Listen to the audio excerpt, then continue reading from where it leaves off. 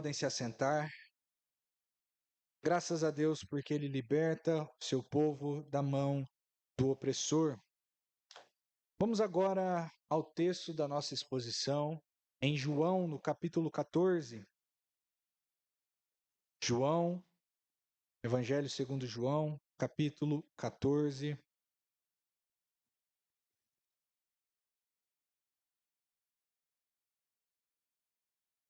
Gostaria de ler com vocês a partir do verso 15, mas o nosso texto especialmente iniciará no verso 18. João, capítulo 14, verso 15. Diz assim a palavra do Senhor: Se me amais, guardai os meus mandamentos. E eu rogarei ao Pai, e ele vos dará outro consolador, para que fique convosco para sempre. O Espírito da verdade, que o mundo não pode receber, porque não o vê nem o conhece. Mas vós o conheceis, porque habita convosco e estará em vós. Não vos deixarei órfãos, voltarei para vós. Ainda um pouco, e o mundo não me verá mais, mas vós me vereis, porque eu vivo, e vós vivereis. Naquele dia conhecereis que estou em meu Pai, e vós em mim, e eu em vós. Aquele que tem os meus mandamentos e os guarda, esse é o que me ama. E aquele que me ama será amado de meu Pai, e eu o amarei e me manifestarei a ele. Verso 22. Disse-lhe Judas, não o Iscariotes: Senhor, de onde vem que te hás de manifestar a nós e não ao mundo? Jesus respondeu e disse-lhe: Se alguém me ama, guardará a minha palavra, e meu Pai o amará, e viremos para ele e faremos nele morada. Quem não me ama não guarda as minhas palavras. Ora, a palavra que ouviste não é minha, mas do Pai que me enviou. Tenho-vos dito isso estando convosco. Mas aquele Consolador, o Espírito Santo, que o Pai enviará em meu nome, esse vos ensinará todas as coisas e vos fará lembrar de tudo quanto vos tenho dito. Somente até aqui. Vamos mais uma vez a Deus em oração, buscando a sua bênção para que nós possamos compreender e crer nessa palavra. Oremos. Senhor Deus, estamos na ciência de que conhecer e observar a sua palavra nos traz a vida. Desconhecer e rejeitar a sua palavra nos traz a morte. Ela está agora aberta diante dos nossos olhos. Nós queremos conhecê-la e nós queremos verdadeiramente obedecê-la. Mas para isso, Senhor, nós precisamos de Ti. Precisamos do Seu Santo Espírito iluminando o nosso entendimento, preparando o nosso coração e infundindo poder nessa palavra do nosso Senhor Jesus Cristo, para que nós possamos crer nela, para que nós possamos amá-la, para que nós possamos transformar o nosso comportamento com base nela. Por isso pedimos que o Senhor nos ajude, nós que ouvimos da Sua palavra, eu, pastor, que prego essa palavra, para que todos nós possamos ser alvos da obra do Espírito Santo, em conhecer a Sua vontade nessa noite. Em nome do nosso Senhor Jesus Cristo oramos. Amém.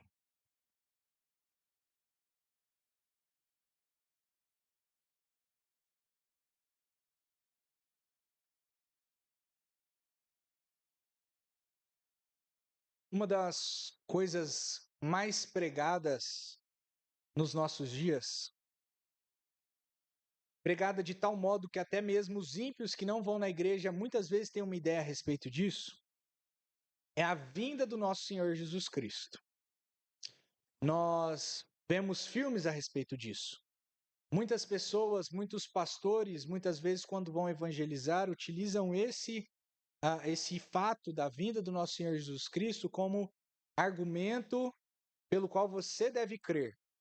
E muitas vezes as pessoas, mesmo que não são cristãs, têm uma certa ideia de que Jesus Cristo vai voltar.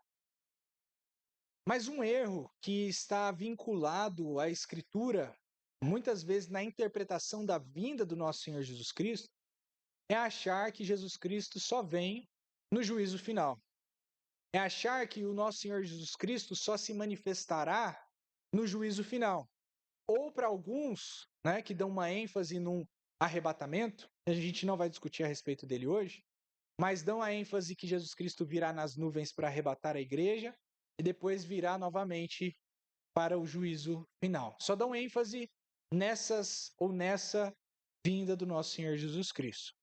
Inclusive com muitas vezes más interpretações a respeito disso. Mas nós temos visto que isso não é o que a Bíblia ensina. Sim, a Bíblia ensina uma volta do nosso Senhor Jesus Cristo em glória para exercer juízo final, completo, último, cabal, sobre toda a criação e para nos trazer então os novos céus e a nova terra e para lançar, sim, os ímpios ressurretos no lago de fogo. Mas existem muitas outras vindas a respeito das quais a Escritura nos fala que Jesus, ou poderíamos dizer o Filho, a segunda pessoa da Trindade, vem de algum modo nos visitar. Para mim é muito confortável iniciar esse sermão lembrando do sermão da semana passada, em que nós vimos não uma, mas algumas vindas do nosso Senhor Jesus Cristo. Nós vimos em Josué, no capítulo 5, a vinda do nosso Senhor Jesus Cristo para julgar os cananeus. Vimos ali como então, você estava aqui, você se lembra então daquela aparência de um homem que estava ali, uma espada desembainhada, né? O príncipe dos exércitos do Senhor, e que então faria guerra junto do povo de Israel, aniquilando as nações que seriam conquistadas. Nós nos referimos, então, na nossa última exposição, o pastor Charles nos trouxe, algumas vindas anteriores. A vinda do nosso Senhor para julgar Sodoma e Gomorra, a vinda do nosso Senhor para julgar o Egito, a vinda do nosso Senhor, do Filho, para julgar algumas das nações que subjugaram a Israel, no livro dos Juízes. E essas vindas do nosso Senhor Jesus Cristo para exercer juízo se abundam na história. Nós referimos também, e já aprendemos em outros momentos, que isso não é verdade somente no Antigo Testamento, mas também é verdade no Novo. Jesus Cristo, agora então ressurreto, encarnado como rei, é dito que ele continua julgando as nações, e por conta disso a Escritura refere algumas vindas dele, ou melhor, pelo menos uma vinda dele para julgar. Nós aprendemos que Jesus Cristo veio para julgar a nação de Israel no ano 70, destruindo o templo, aniquilando aquele povo, fazendo com que aquele povo rebelde que havia matado ao Deus encarnado, havia perseguido a sua igreja, então fosse espalhada por entre as nações. E várias dessas profecias aqui de Deuteronômio 28 que nós lemos, as maldições, recaíram sobre Israel também nesse momento. E nós sabemos então que o Filho virá uma última vez, exercer juízo no juízo final. Mas uma vinda que é pouco comentada nos é dita aqui no livro de João. Nós lemos a respeito dela agora, e talvez se o seu ouvido não está atento, você passou por essa vinda sem perceber. Mas nós veremos então que esse texto agora nos ensinará sobre mais uma vinda de Cristo. Uma vinda, de certo modo, peculiar, mas uma vinda igualmente preciosa para nós. Não nos esqueçamos que Jesus Cristo veio também encarnado, não para exercer juízo, mas para morrer, para ressuscitar, para ascender aos céus, cumprir com a justiça de Deus e nos salvar. E essa vinda que é descrita aqui no capítulo de João é uma vinda que se sucede a essa. É uma vinda que ocorre após a sua ascensão aos céus. É uma vinda no Espírito para habitar com os crentes. Esse é o título da nossa exposição, a vinda do Filho no Espírito Santo, para habitar com os crentes. Ou a gente poderia colocar também a vinda do Filho no Espírito para habitar com os ou nos obedientes. Nós veremos isso no decorrer da exposição. Para isso, vamos nos lembrar onde nós estamos. Nós estamos nos momentos finais do nosso Senhor Jesus Cristo, antes da sua morte. Não canso de lembrar isso a vocês, que do capítulo 13 ao capítulo 17, há um só grande discurso, dividido em partes, mas um grande discurso do nosso Senhor Jesus Cristo, que antecede a sua morte. Aqui nós estamos numa quinta-feira à noite. A hora vai adiantada, eles já participaram da ceia da Páscoa, o traidor Judas já foi indicado, Judas saiu, ele já não está no meio desses discípulos, e agora Jesus Cristo está falando de modo mais próximo para os seus demais discípulos, porque agora todos aqueles que ali estavam eram verdadeiros crentes. A cobra, a víbora, né, que era Judas, endemoniado, já havia saído. E agora então Jesus Cristo ele abre o seu coração para os seus discípulos. Só que nós temos visto que os seus discípulos ainda não têm compreendido completamente aquilo que Jesus Cristo tem ensinado. Jesus Cristo ensina, fala um pouco no seu discurso, de repente se levanta um discípulo, faz uma pergunta e a pergunta revela que ele não entendeu bem o que Jesus estava falando. Aí Jesus vai lá e responde essa pergunta, continua o seu discurso, de repente se levanta outro discípulo e não entendeu direito o que Jesus Cristo estava falando. E aí Jesus Cristo responde e continua esse ciclo até aqui. Nós vamos ver que um outro Judas, não Iscariote, se levantará aqui com uma dúvida.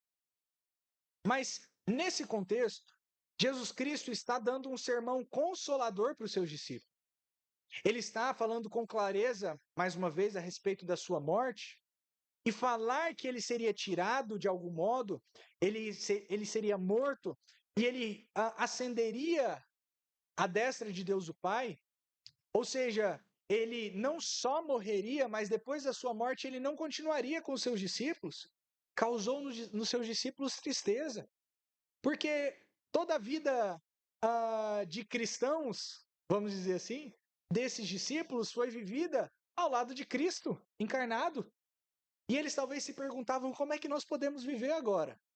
Não sabemos viver, ainda mais diante desse mundo hostil que nós temos enfrentado.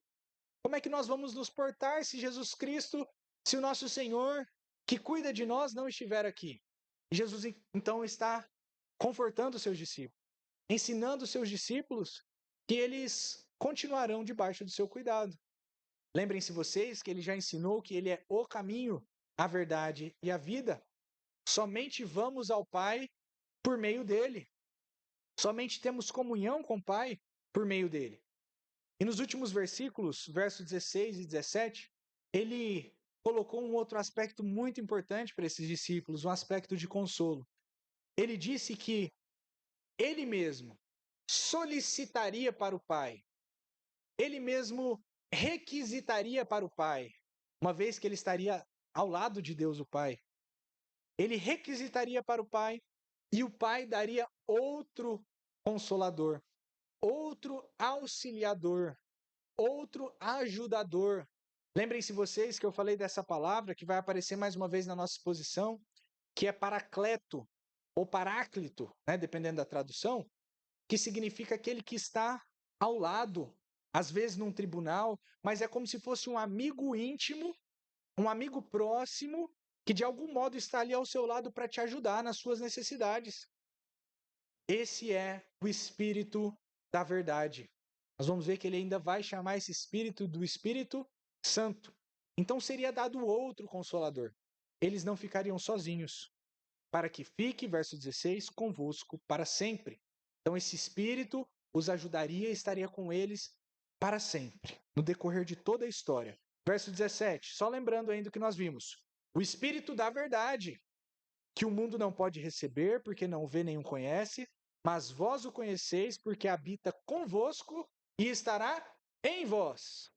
Então nós vimos que a função desse Espírito, em parte, para o seu povo, é trazer a verdade.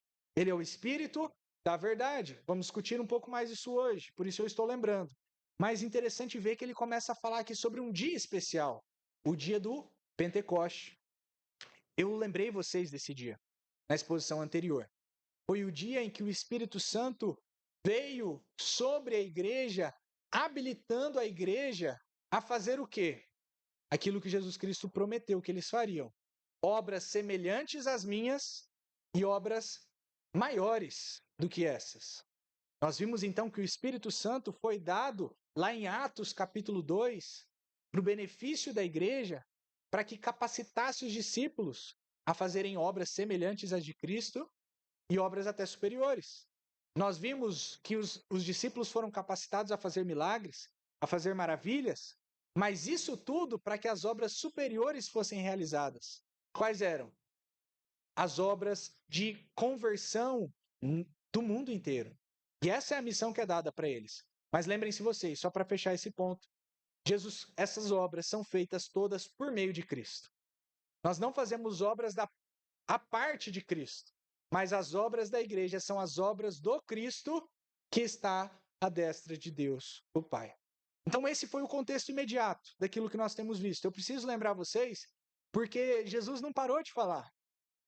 É o mesmo discurso. Então agora ele continua no verso 18 e proclama a sua vinda. Verso 18. Não vos deixarei órfãos, voltarei para vós. Esse é o primeiro ponto do nosso sermão, terá alguns pontos. Verso 18 anuncia a vinda do nosso Senhor. Primeiro, Jesus, nesse conforto, ele chama os seus discípulos, de certo modo, de órfãos. Quer dizer, pelo contrário, né? Ele está dizendo, não vos deixarei órfãos. Como se dissesse, quando eu for tirado de vocês, se nada acontecesse, vocês ficariam verdadeiramente sozinhos, desamparados, famintos. Lembrem-se vocês do que é um órfão nessa época. Um órfão nesse contexto. Um órfão nesse contexto. Pensem vocês num órfão hoje. Um órfão hoje já é uma coisa terrível. Uma pessoa que não tem os pais fica desamparada, né? Não tem quem o sustentar, não tem quem o proteger, não tem quem o educar.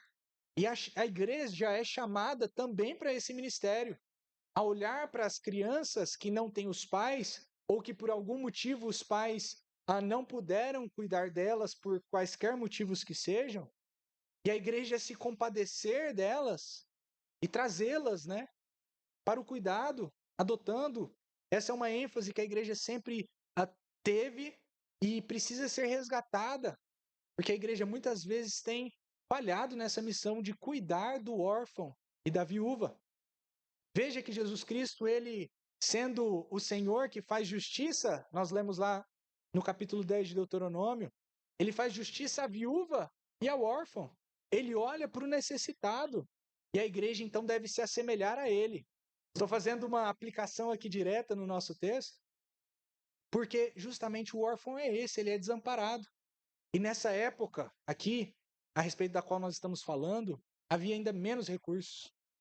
O órfão se tornava ainda mais desamparado, porque nos nossos dias ainda há algumas formas pelas quais os homens tentam, bem ou mal, inserir, reinserir essas pessoas na sociedade.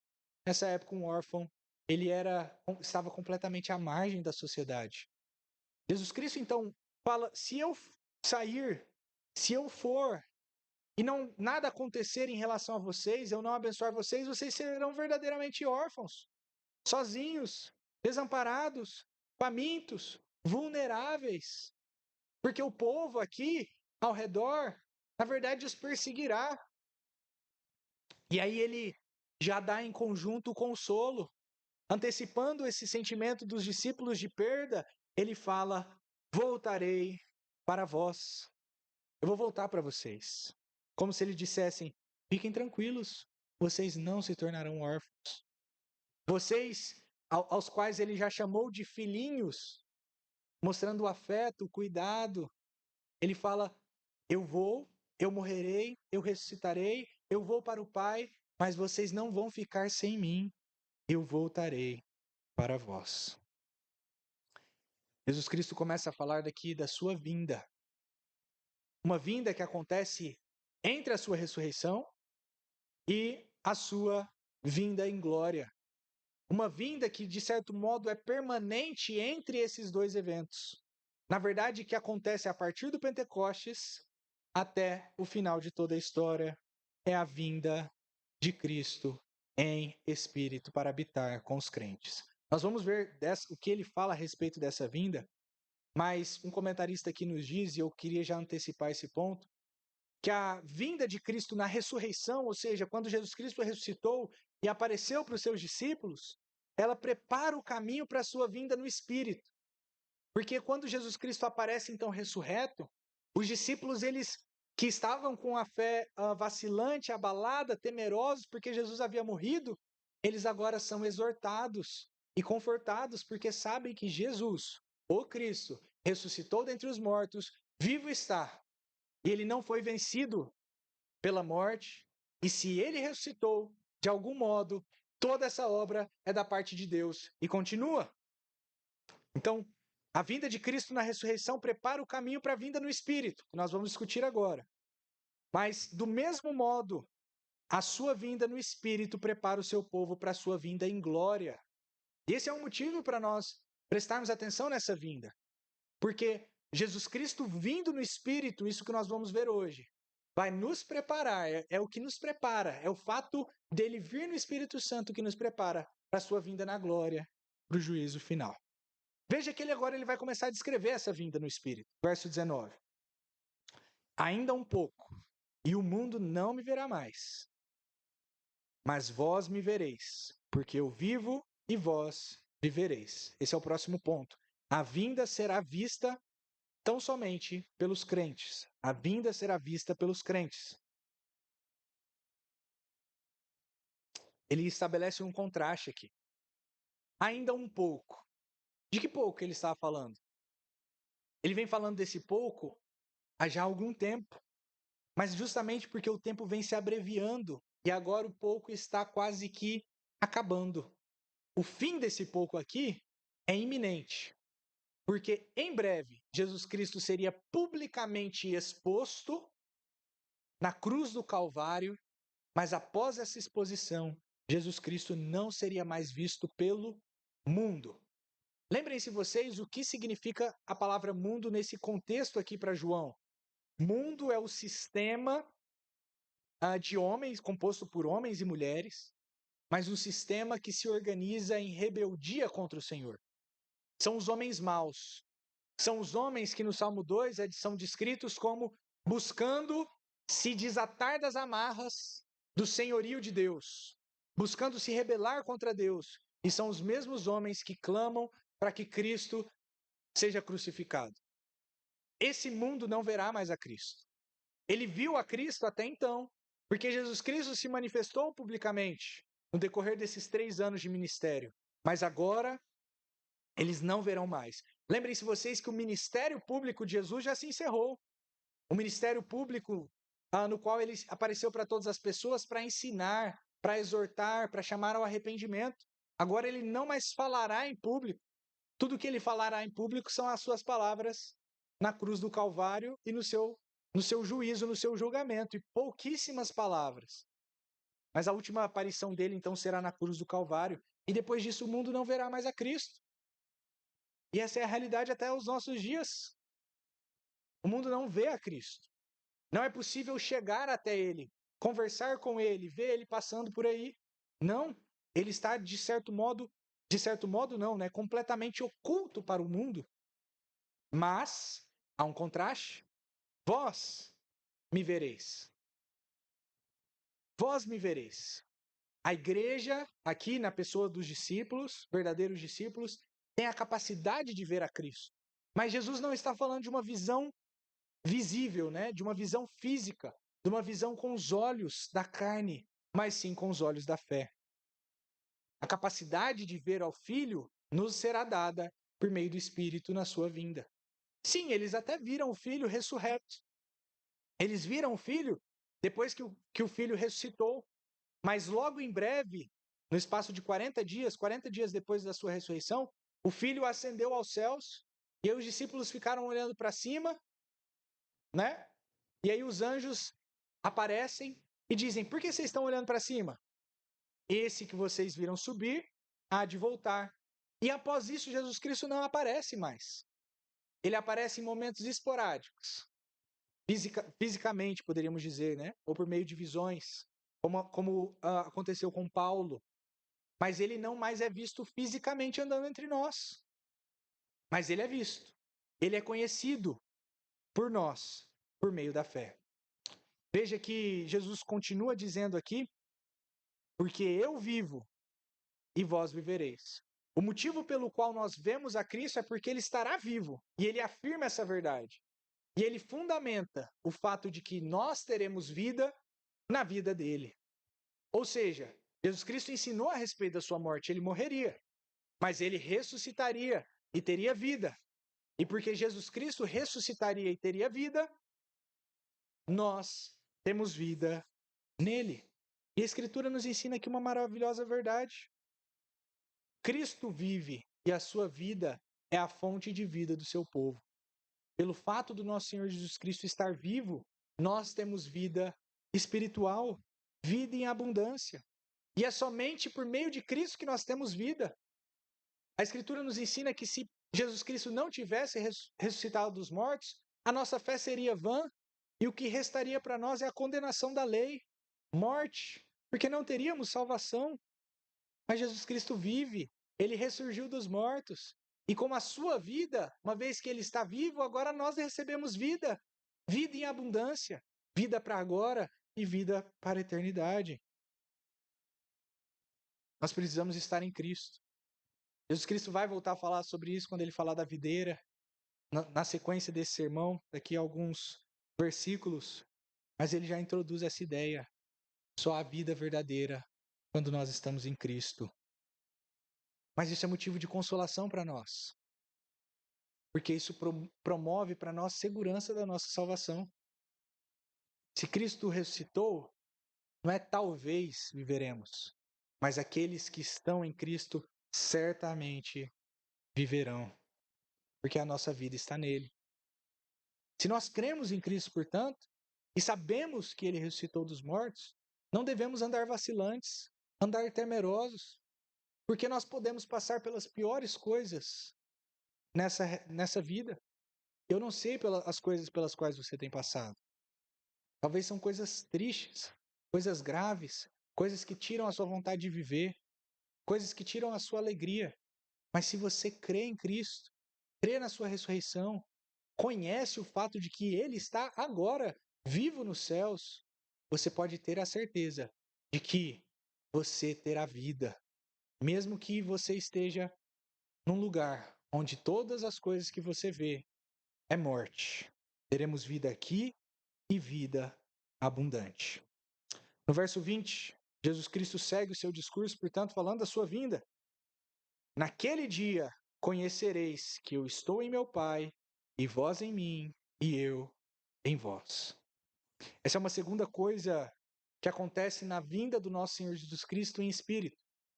A primeira é que é em espírito, ou seja, nós não veremos, ele está presente conosco espiritualmente e nós vemos a ele com os olhos da fé. A segunda aqui no verso 20, que a vinda será reveladora da comunhão pactual.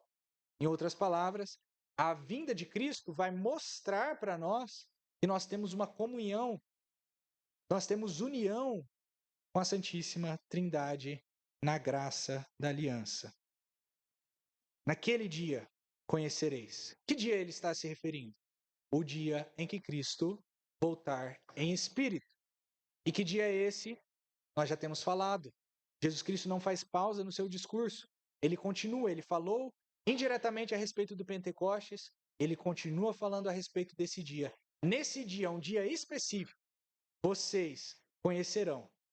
No dia em que o Espírito Santo se manifestar a vocês, então, vocês saberão, porque o Espírito Santo fará algo em vocês e ele vai falar o que o Espírito Santo vai fazer. Mas vocês saberão, vocês terão a certeza, o conhecimento de que estou em meu Pai, e a união que Cristo tem com o Pai é uma união essencial, uma vez que eles são o mesmo Deus. Nós temos falado sobre isso. A doutrina da Trindade aparecendo aqui no discurso de Cristo maravilhosamente. A Trindade agindo em favor dos homens, da salvação dos homens. Jesus Cristo aqui fala: vocês saberão vocês terão clareza de que eu estou no Pai, eu e o Pai somos um, e de que eu estou à sua destra, reinando e governando em favor de vocês. Mas ele não se limita a isso. Vocês saberão que eu estou no Pai, e vós em mim, e eu em vós. Veja que Jesus Cristo fala de uma comunhão essencial entre ele e o Pai, que não pode ser desfrutada entre nós e Cristo. E, na verdade, pessoas mal intencionadas fizeram falsas doutrinas com base em textos como esse, confundindo a união, falando que de algum modo nós nos tornaremos parte de Deus, como se Deus fosse composto, como se Deus tivesse parte, ou como se uma criatura pudesse ser deificada verdadeiramente, se tornar um Deus.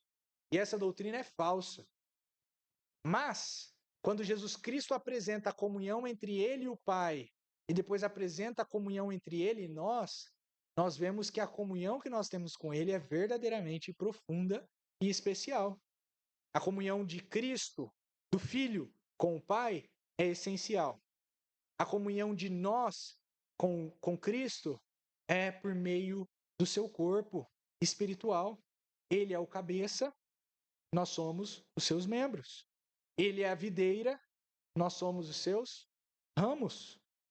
Ele é o bom pastor e nós somos as suas ovelhas. E nós conheceremos a isso. Nós estamos nele e ele está em nós. Nós temos um relacionamento profundo, completo e duradouro, de modo que se nós não estamos nele, nós não temos vida. E de modo que se nós estamos nele, nós temos vida. Nós teremos uma compreensão mais profunda dessa verdade do que os discípulos tinham até agora, que não estavam compreendendo muito bem. Isso traz uma aplicação também importante para nós. Se nós estamos em Cristo, não importa a solidão que nós estejamos passando, nós não estamos sozinhos nesse mundo. Às vezes é difícil encontrar pessoas que verdadeiramente nos entendam. Às vezes é difícil encontrar pessoas que verdadeiramente estão ali por nós. É difícil encontrar paráclitos humanos. É difícil encontrar muitas vezes pessoas que estão ao nosso lado para nos auxiliar. Às vezes nos sentimos sozinhos porque até os nossos amigos mais próximos, até os nossos pais podem nos abandonar. Mas aqui, a verdade é que nós temos uma união com Cristo quando nós cremos nele, que é muito mais profunda. De modo que nós podemos ser abandonados por todos, até pelos nossos pais, até pelos nossos amigos mais próximos, e não seremos abandonados por ele. Ele continuará em nós, e nós nele, e teremos sempre alguém com quem conversar, alguém com quem compartilhar as nossas dores, alguém a quem recorrer em momento de ajuda, alguém que nos consolará, e alguém para nos estimular a viver a vida de piedade nesse mundo. Às vezes os nossos amados nos deixam sem a vontade deles. Às vezes a morte chega, mas Cristo está vivo e permanecerá vivo, e Ele nunca nos deixará. Ele está em nós e nós nele. Segue o texto, então, nos versos 21 a 24, agora nós vemos o requisito e os benefícios da sua vinda. Qual é o requisito para que ele venha a nós e quais são alguns dos benefícios da sua vinda a nós? Veja, no verso 21, ele começa dizendo: aquele que tem os meus mandamentos e os guarda, esse é o que me ama. E aquele que me ama será amado de meu Pai, e eu o amarei e me manifestarei a ele. Veja que lá no verso 15, Jesus Cristo começou a falar a respeito disso.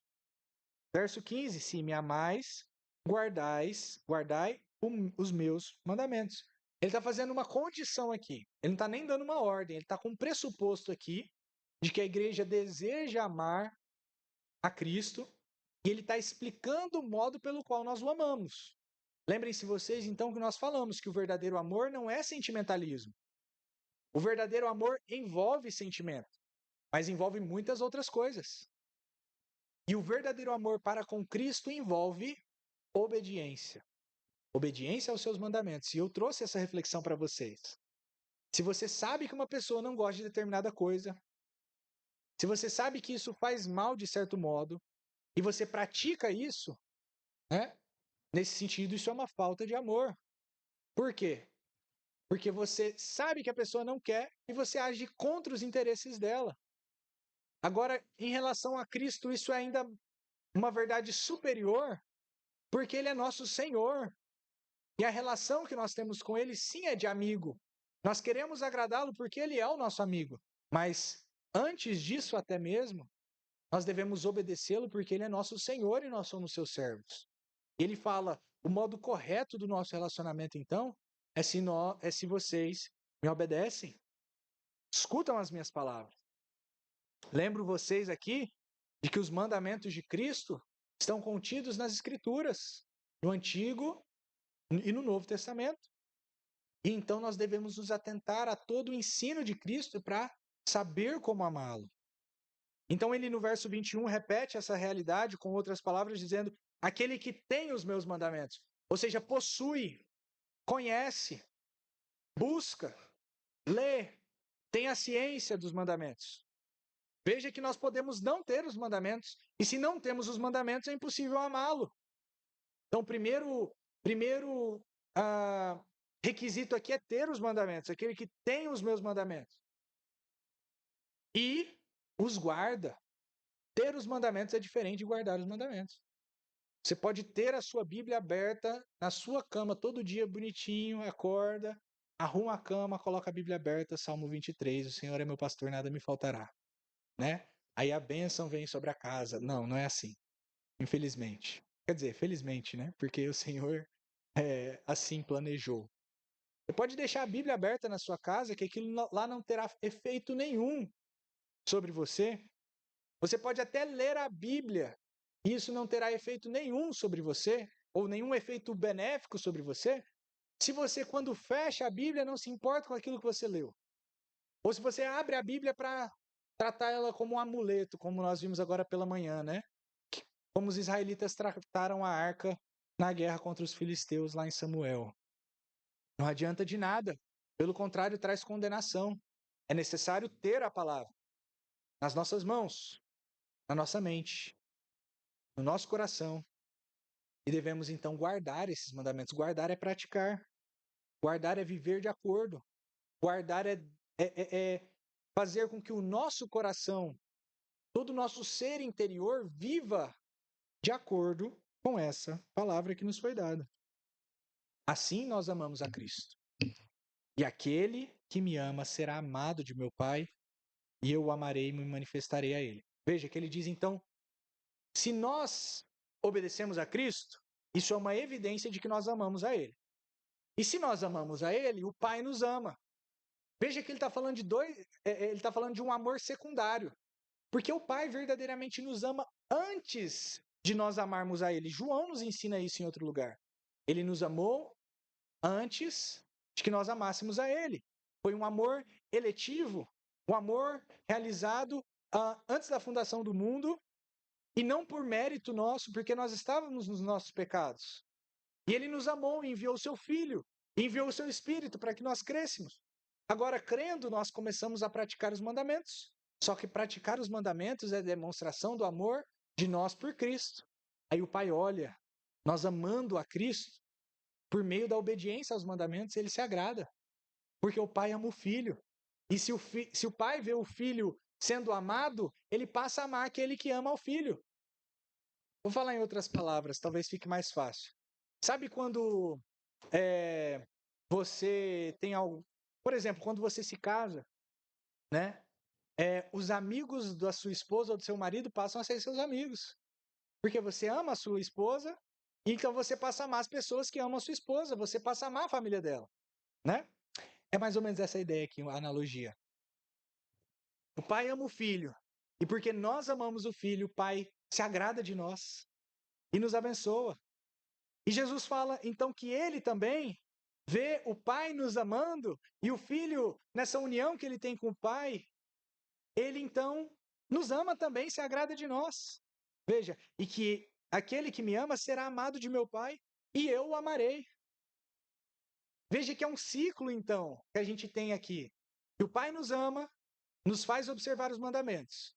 Nós obedecemos aos mandamentos e amamos o Filho. Aí o Pai olha para nós amando o Filho e nos ama. Aí o Filho olha para o Pai nos amando e nos ama. E aí ele fala, e me manifestarei a Ele. Essa manifestação aqui não está falando de uma revelação visual, não está falando de visões. Nós vimos que Jesus Cristo já falou a respeito disso. Mas Ele se manifestará em nós, confirmando essas verdades, nos dando alegria por isso, nos dando evidência do amor de Deus no nosso coração e nos fazendo amar a Deus ainda mais. E amando a Deus e a Cristo, obedecer aos seus mandamentos. E é um ciclo virtuoso. É como se fosse uma bola de neve de amor, né? E que coisa maravilhosa, né? A gente não estarmos num ciclo vicioso que gera morte, que gera ódio, mas num ciclo virtuoso que gera amor cada vez mais profundo entre nós e Deus. Mas Judas, não o Iscariotes, não entende bem. Mais uma vez. E ele pergunta no verso 22, disse-lhe Judas, não o Iscariotes. Esse aqui é o Judas Tadeu, também chamado de Lebeu, em outros evangelhos. Senhor, de onde vem que te has de manifestar a nós e não ao mundo? Em outras palavras, ele está perguntando assim, Senhor, qual é o motivo pelo qual o Senhor vai aparecer só para os seus discípulos e não para todo mundo? Veja que Judas entendeu algumas coisas, talvez entendeu até mais que você entendeu agora. Espero que não, né? Mas Judas entendeu que Jesus Cristo apareceria na sua vinda somente para os seus discípulos. Porque ele falou, eu não vou aparecer, Jesus falou, eu não vou, o mundo não vai me ver mais, mas vós vão me ver. E ele, talvez naquela expectativa messiânica política, né, achando que Jesus Cristo agora, então, se manifestaria como um rei político visível, né, que se assentaria num trono físico, e então que ele apareceria para todas as nações e subjugaria. Ele, com essa esperança, fala: Senhor, por que isso? Eu não estou entendendo. Eu achei, como se ele falasse assim, né? Eu achei que o Senhor viria para aparecer para todo mundo, para subjugar as nações debaixo dos pés de Israel. Por que o Senhor agora vai aparecer só para os que creem, só para os que guardam os seus mandamentos? Não estou entendendo, né? Por que vai se manifestar só a nós? E veja a resposta de Jesus. Se você for muito rápido, você não entende nada. Parece que Jesus só repetiu o que ele falou. Mas Jesus Cristo responde, apesar de que não diretamente. Veja que o verso 23 é praticamente uma repetição do verso 21. Acompanhe comigo. Verso 23. Jesus respondeu e disse-lhe: Se alguém me ama, guardará minha palavra. Falou isso no verso 21. Aquele que tem os meus mandamentos e os guarda, esse é o que me ama. Falou a mesma coisa com outras palavras. Segue, verso 23. E o meu Pai o amará. No verso 21, e aquele que me ama será amado de meu Pai. Verso 23, mais uma vez. E viremos para ele e faremos nele morada. Aqui tem uma diferença. Porque lá no verso 21, Jesus Cristo fala: E eu o amarei e me manifestarei a ele. Então tem uma pequena diferença, mas uma diferença importante na resposta para Judas. Jesus Cristo falou, né, que ele também amaria e se manifestaria a ele, ou seja, nos aumentaria na nossa fé, nas nossas consolações, na nossa santidade. Mas agora ele fala: e viremos, eu e o Pai, a ele, para ele, e faremos nele morada. Aqui está concluída a vinda de Cristo, a explicação sobre a vinda dele. Porque Jesus Cristo vem, mas ele não vem de forma visível, ele já falou. Ele vem de forma invisível. De algum modo que os crentes vêm, mas vêm pela fé. Ele vem sobre aqueles que guardam os mandamentos. E ele vem junto do Pai para fazer morada em nós. Ele ressalta a questão da comunhão, dizendo que a Trindade passa de um modo especial e místico que nós não conseguimos compreender completamente. mas por meio do Espírito que em nós faz morada, o Pai e o Filho habitam em nós. Essa é a vinda de Cristo. E a gente pode dizer a vinda do Pai também, né? Porque eles vêm em conjunto. Talvez, nesse sentido, a gente poderia dizer que o Espírito Santo está em nós e traz o Filho, e o Filho estando em nós traz o Pai. Mas a grande maravilha é que o Pai, o Filho e o Espírito fazem morada no coração daquele que guarda os mandamentos. Como é que isso responde à pergunta de Judas? Porque Jesus explica aqui que a vinda dele é essa, é para fazer morada. Não é uma vinda para aparecer para todo o olho, mas para aparecer somente para os olhos da fé. E ele só se manifesta naquele que guarda os seus mandamentos. Ele só mora naquele que guarda os seus mandamentos. Um comentarista aqui diz o seguinte, preste atenção. Aqui na terra, é Deus quem habita com o crente. Mas lá na glória, na terra da glória, é o crente que habitará com Deus. O primeiro desses fatos é precisamente a condição do segundo, ou em outras palavras, ninguém habitará com Deus no céu se Deus não habitar com ele na terra. Nós aguardamos a habitação com Deus no céu, e entenda céu, novos céus e nova terra, na eternidade. Nós aguardamos e ansiamos ansiosamente, né? Ansiamos por isso. Mas veja que, de certo modo, essa habitação já nos é prenunciada, já nos é dada. Quando o Filho roga ao Pai que o Espírito seja dado, e a obra do Espírito é trazer o Pai e o Filho para habitar conosco. E nós poderíamos dizer, portanto, em outras palavras, que você não deve esperar, de algum modo, morar no céu. Você não pode, de algum modo, achar que a sua alma está segura para toda a eternidade e o seu corpo também está seguro para toda a eternidade, se o Pai, o Filho e o Espírito Santo já não moram em você. Isso é importante para nós. Porque nós vimos que o Espírito Santo nos é dado por Cristo, e uma obra do Espírito Santo, nós vamos ver ainda agora na sequência, mas é nos trazer a palavra para que nós possamos guardar os mandamentos.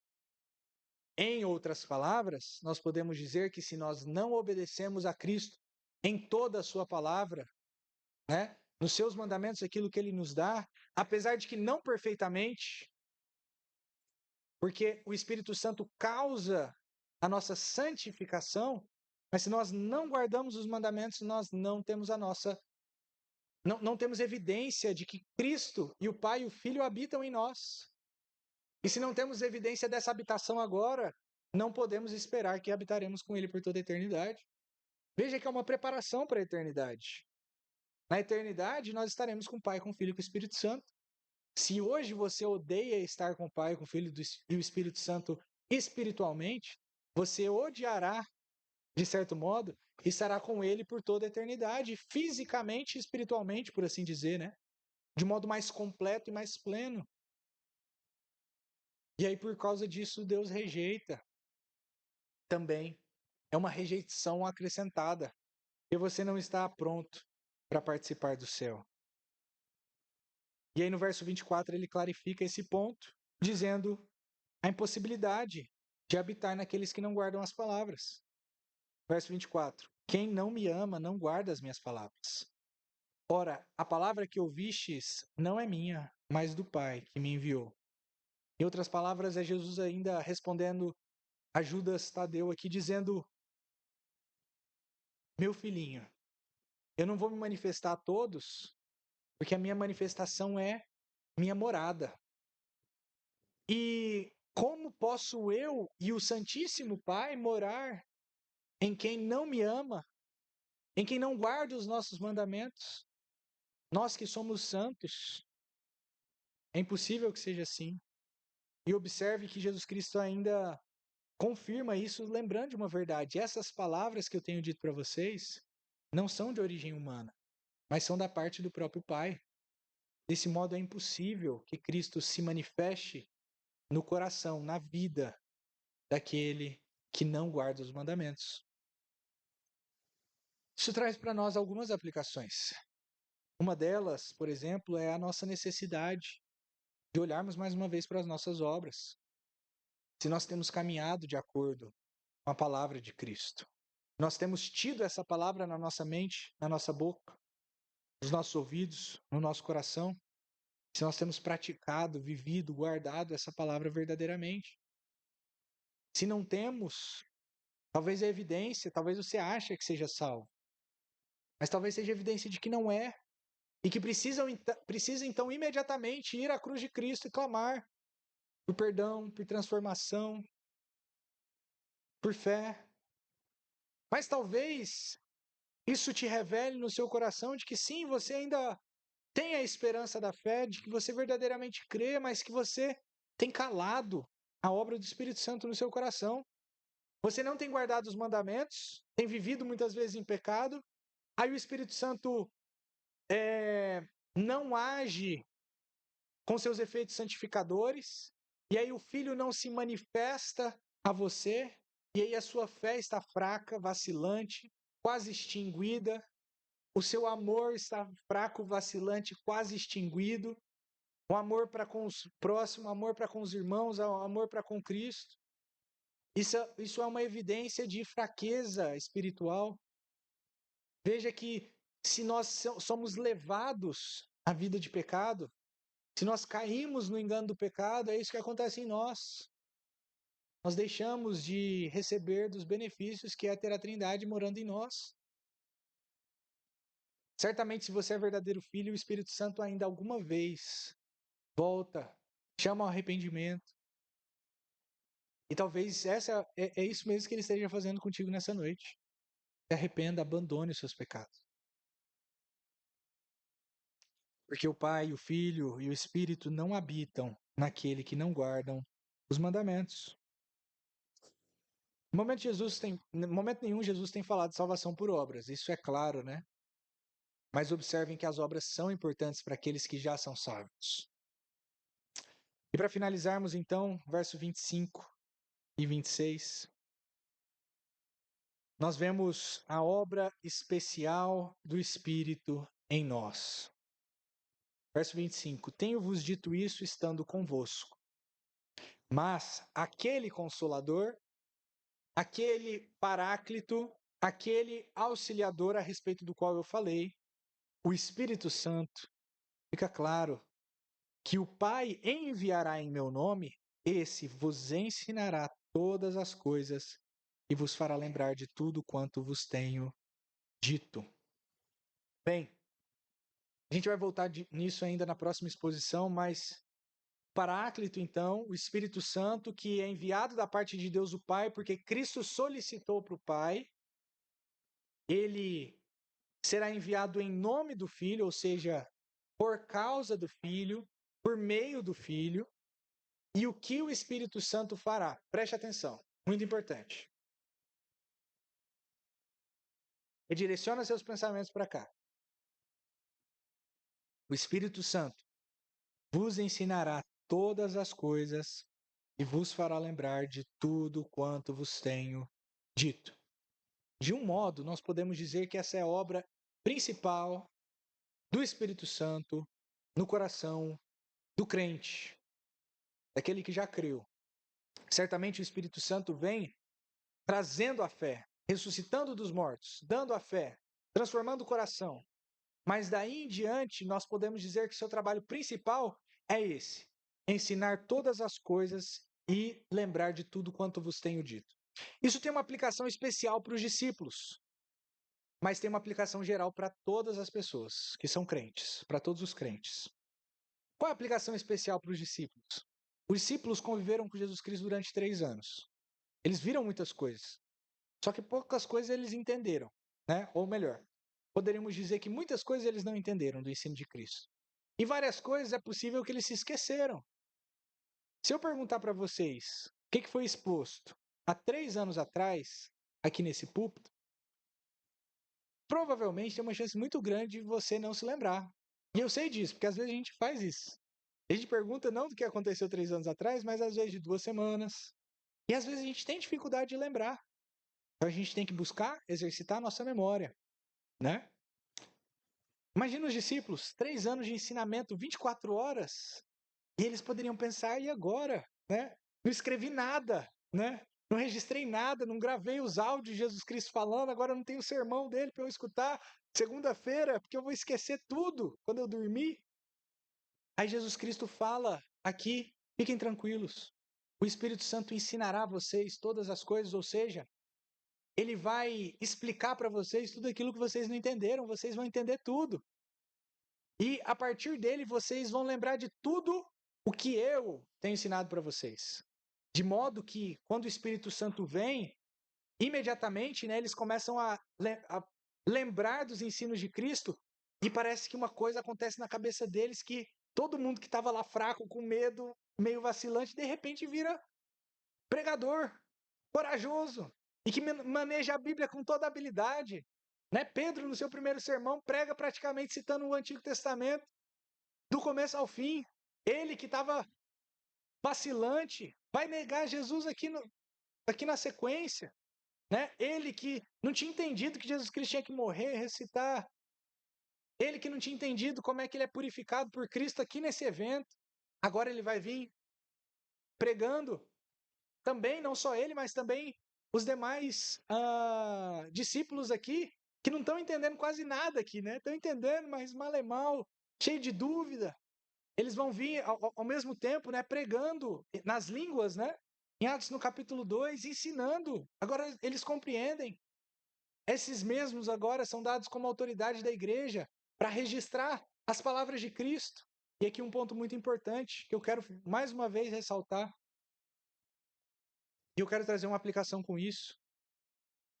Os apóstolos ensinaram o que Cristo ensinou. Eles não adicionaram ao ensino de Cristo. Isso fica claro nesse texto, porque o Espírito Santo, ele não vai ensinar aquilo que o Espírito Santo o Espírito Santo não vai trazer revelação nova da própria parte do Espírito. O Espírito Santo não vem como um profeta por si mesmo, agora eu vou revelar coisas. Não, ele vem como um rememorador das coisas que Cristo já ensinou. Então não existem coisas novas a serem acrescentadas. Cristo é o último dos profetas, no sentido de que ele é o profeta por excelência. E todos os profetas posteriores que vieram para a igreja, e todos os pastores e até mesmo os apóstolos não falaram nada mais do que Cristo falou. O que eles fizeram? Aplicaram a verdade de Cristo. A realidade da igreja, aplicaram o ensinamento de Cristo à igreja que estava nascendo. Vocês querem ver um texto que fala a respeito disso e tem uma união vital com o nosso texto? Mateus capítulo 28. Quase todas as pessoas aqui conhecem, né?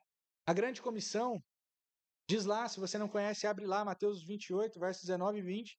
Portanto, ide, fazei discípulos de todas as nações, batizando-os em nome do Pai, do Filho e do Espírito Santo. Vimos isso na semana passada, né? Verso 20. Ensinando-os a guardar o quê? Todas as coisas que eu vos tenho mandado. Veja que Jesus Cristo mandou, ó, quem me ama guarda os meus mandamentos. Então agora a missão de vocês, discípulos, é ensinar as nações, enquanto vocês vão, fazem discípulos e batizam, não o que vocês querem, mas o que eu vos tenho mandado, os meus mandamentos, para que essas nações me amem. E veja o que Jesus Cristo diz, ele profetiza a sua vinda, no verso 28, a vinda em espírito. E eis que estou convosco todos os dias, eu estou com vocês todos os dias, até a consumação do mundo. A habitação do Espírito vem sobre nós para sempre. Cristo vem em Espírito, no Espírito Santo, habitar conosco para sempre. E ele assim continua sendo o nosso profeta. Mas veja então que os discípulos eles têm uma missão, Mateus 28, devem ir ensinar o que Cristo ensinou, não o que eles querem, nem novas revelações do Espírito Santo. E, junto disso, eles têm a capacidade de cumprir com essa missão, porque o Espírito Santo é dado. E sendo o Espírito Santo dado, eles começam a se lembrar, eles começam a compreender, e agora eles conseguem ensinar Porque Cristo também é o profeta na boca deles. Cristo está neles. E Cristo fala por meio deles, quando a sua palavra é corretamente pregada. A aplicação que eu quero trazer em relação a isso, e eu já vou caminhando para o final, fiquem tranquilos, é que se nem os apóstolos ensinaram segundo a própria vontade, o que dirá nós? Os apóstolos não podiam inventar novas doutrinas, muito menos nós. Nós não podemos inventar novas doutrinas. Os apóstolos não podiam inventar novas ordenanças para o culto, que dirá nós. Nós não podemos inventar novas ordenanças para o culto. Não importa, não quero saber quem você é. Não quero saber, não me importa. A Bíblia é clara. Você pode se chamar de quem você quiser, né? Pode ter o nome mais forte, mais pesado, né? Carteira, dá aquela carteirada pesada. Não importa. O Espírito Santo, que é Deus, não falou da própria parte. Ele falou da parte de Cristo. Então nós devemos falar as palavras de Cristo. Em outras palavras, eu posso dizer também que todo aquele que fala dizendo que está falando no Espírito, mas não fala as palavras de Cristo, não está falando no Espírito. Fácil provar se uma profecia vem da parte de Deus ou não. Se essa profecia é da parte, ressoa, ensina, fala o ensinamento de Cristo, é da parte de Cristo. Né? Entre outras coisas, a gente pode discutir mais depois. Mas se não, se são coisas novas, se são profetadas novas, coisas que não estão reveladas na Escritura, sinto muito te dizer, mas isso não é verdade. Isso é bom, sabe por quê? Porque isso liberta. Eu já vi pessoas recebendo a profetada, por exemplo, vai na igreja, a igreja está vazia de Cristo, não tem palavra de Cristo. Mas aí alguém se levanta com o pressuposto de estar no Espírito, aí o Espírito Santo, né? Aí a pessoa fala, ó, indivíduo que eu nunca tive na vida. Né? Não fala assim, mas eu sou ruim de dar essas profetadas. Não treinei, né? Não treinei. Fulano de tal, varão valoroso. Essa pessoa com quem você está namorando aí, você não vai casar com ela. Isso acontece. Aí a pessoa começa a pensar, essa é a vontade de Deus, eu não vou me casar mais com esse fulano. Termina porque recebeu uma profetada de um falso apóstolo, de um falso profeta, que não foi da parte de Deus. Se nós obedecemos a Cristo e a Cristo somente, e a Cristo explicado, nós somos livres da loucura dos homens, das preferências dos homens, das superstições dos homens, nos atenhamos à Bíblia.